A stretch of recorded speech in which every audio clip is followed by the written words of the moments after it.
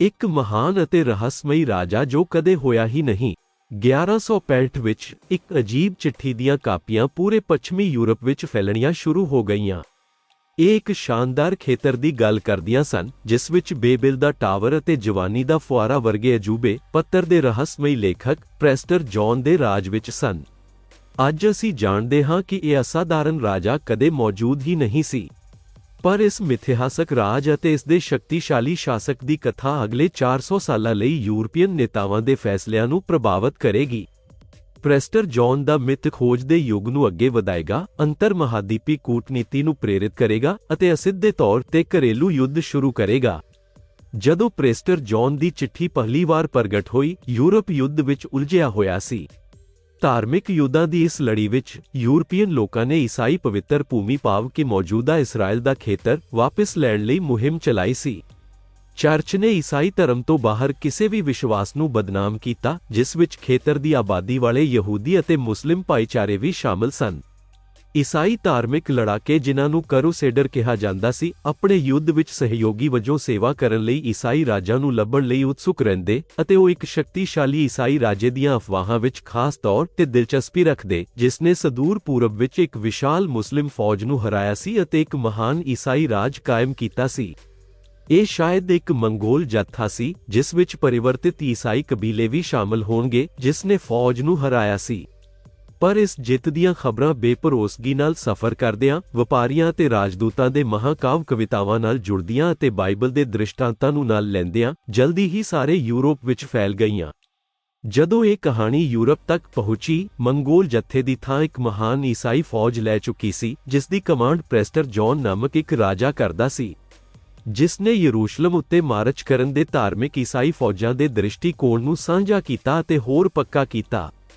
ਅਤੇ ਜਦੋਂ ਕਥਿਤ ਤੌਰ ਤੇ ਇਸ ਅਖੌਤੀ ਪ੍ਰੈਸਟਰ ਜੌਨ ਦੁਆਰਾ ਲਿਖੀ ਗਈ ਇੱਕ ਚਿੱਠੀ ਸਾਹਮਣੇ ਆਈ ਤਾਂ ਯੂਰਪੀ ਸ਼ਾਸਕ ਬਹੁਤ ਖੁਸ਼ ਹੋਏ।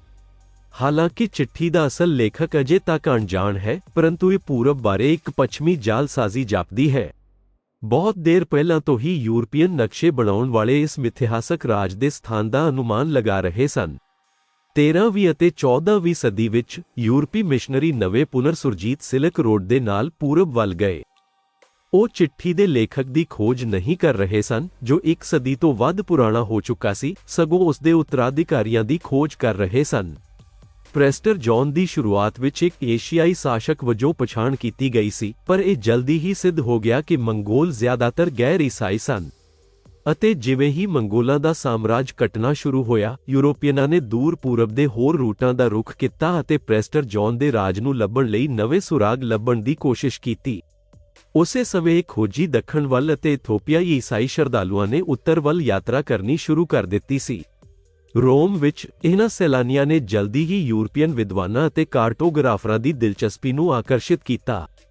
ਕਿਉਂਕਿ ਚੌਥੀ ਸਦੀ ਵਿੱਚ ਇਥੋਪੀਆ ਈਸਾਈ ਧਰਮ ਵਿੱਚ ਤਬਦੀਲ ਹੋ ਗਿਆ ਸੀ, ਉਹਨਾਂ ਦੇ ਅਫਰੀਕੀ ਦੇਸ਼ ਦੀਆਂ ਕਹਾਣੀਆਂ ਪ੍ਰੈਸਟਰ ਜੌਨ ਦੀ ਕਥਾ ਨਾਲ ਪੂਰੀ ਤਰ੍ਹਾਂ ਫਿੱਟ ਬੈਠਦੀਆਂ ਸਨ। ਪੁਰਤਗਾਲੀ ਖੋਜਕਰਤਾਵਾਂ ਨੇ ਅਫਰੀਕਾ ਦੇ ਇਸ ਛੋਟੇ ਰਾਜ ਨੂੰ ਆਪਣੇ ਮਿਥਕ ਨਾਲ ਜੋੜ ਦਿੱਤਾ। ਇਥੋਪੀਅਨਾਂ ਨੇ ਆਪਣੇ ਯੂਰਪੀਅਨ ਦੋਸਤਾਂ ਦਾ ਸਵਾਗਤ ਕੀਤਾ ਜੋ ਉਸ ਸ਼ਾਸਕ ਨਾਲ ਵਪਾਰ ਕਰਨ ਲਈ ਉਤਸੁਕ ਸਨ ਜਿਸ ਨੂੰ ਉਹ ਪ੍ਰੈਸਟਰ ਜੌਨ ਮੰਨਦੇ ਸਨ। ਹਾਲਾਂਕਿ ਇਥੋਪੀਆਈ ਲੋਕ ਸ਼ੁਰੂ ਵਿੱਚ ਆਪਣੇ ਸਮਰਾਟ ਲਈ ਇਹ ਅਸਾਧਾਰਨ ਪੁਰਤਗਾਲੀ ਨਾਮ ਸੁਣ ਕੇ ਹੈਰਾਨ ਹੋਏ, ਪਰ ਉਹ ਕੂਟਨੀਤਕ ਤੌਰ ਤੇ ਕਾਫੀ ਸਮਝਦਾਰ ਸਨ। ਇਥੋਪੀਆਈ ਕੂਟਨੀਤਕਾਂ ਨੇ ਪ੍ਰੈਸਟਰ ਜੌਨ ਦੀ ਪ੍ਰਜਾ ਦੀ ਭੂਮਿਕਾ ਨਿਭਾਈ ਅਤੇ ਰਹੱਸਮਈ ਯੂਰਪੀਅਨ ਪੱਤਰ ਦੁਆਰਾ ਖੋਜ ਤੋਂ 350 ਸਾਲਾਂ ਬਾਅਦ ਪੁਰਤਗਾਲੀਆਂ ਨੇ ਇਸ ਝੂਠੀ ਪ੍ਰਭੂਸੱਤਾ ਨਾਲ ਗੱਠਜੋੜ ਦਾ ਐਲਾਨ ਕਰ ਦਿੱਤਾ। ਪਰ ਇਹ ਲੰਬੇ ਸਮੇਂ ਤੋਂ ਉਡੀਕੀ ਜਾਣ ਵਾਲੀ ਸਾਂਝੇਦਾਰੀ ਨੂੰ ਜਲਦੀ ਹੀ ਪਰਖਿਆ ਗਿਆ।